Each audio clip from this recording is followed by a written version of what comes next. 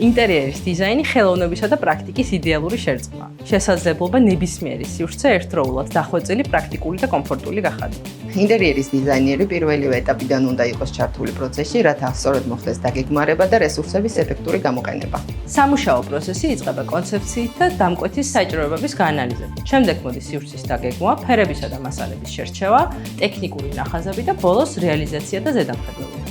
ამ პროფესიაში ყველაზე რთული იდეისა და რეალობის თანხმეტრა, რაც არა მარტო ესთეტიურ ხედვას, არამედ სიღრმისეულ ცოდნას მოითხოვს. ერთ აკადემიაში ინტერიერის დიზაინის კურსი იყოფა თეორიულ და პრაქტიკულ ნაწილებად.